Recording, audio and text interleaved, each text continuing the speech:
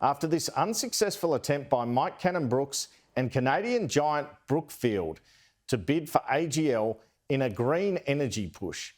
Sky News understands that under the plan presented to AGL, those aiming to buy the company want to end coal-fired power in Australia by 2035, 10 years before AGL is currently planning. Their proposal would mean the closure of a Victorian coal-fired power station 10 years earlier than its proposed AGL closure date. There is an expectation that, having unsuccessfully offered $8 billion, Brookfield and Cannon-Brookes will come again with a higher offer. In order for this bid to get through, it would have to be approved by the ACCC, and Brookfield at present owns the Ausnet distribution system in Victoria. Businesses cannot own generation and distribution assets at once. Scott Morrison campaigning in Tasmania today, where the government needs to hang on to Braddon and Bass and hopes to win the seat of Lyons, wanted to make it clear that his government would be doing all it could to ensure coal-fired power stations open to their completion dates. Let me be really clear about something. We need to ensure that our coal-fired generation of electricity runs to its life. Because if it doesn't, electricity prices go up.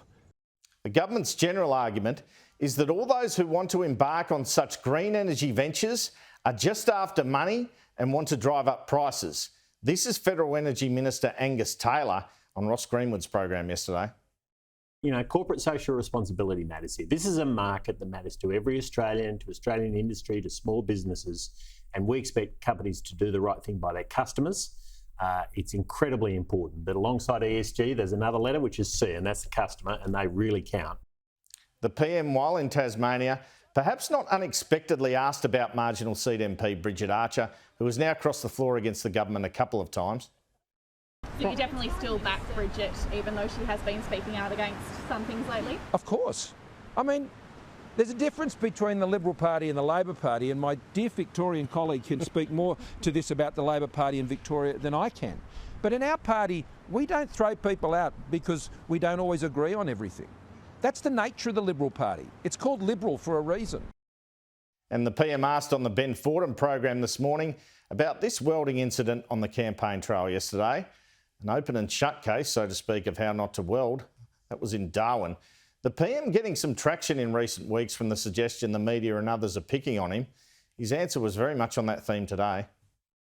We've seen you playing the ukulele, we've seen you washing hair in women's hair salons, and now you've had a go at welding in the Northern Territory. Apparently you're supposed to have the face shield down when you're welding. Did you know that? What I like to do, and it doesn't matter whether I'm at a welding shop or whether I'm at a hairdresser's, I like to learn and understand what our trainees and apprentices are doing. Now, if people want to have a crack at me about that, they can. But, you know, we've got more trade apprentices in training today, 220,000, than any other time in our recorded economic history since 1963. So if people want to have a chip at me because I'm not a good welder, well, that's not my day job. Or I'm not a good hairdresser.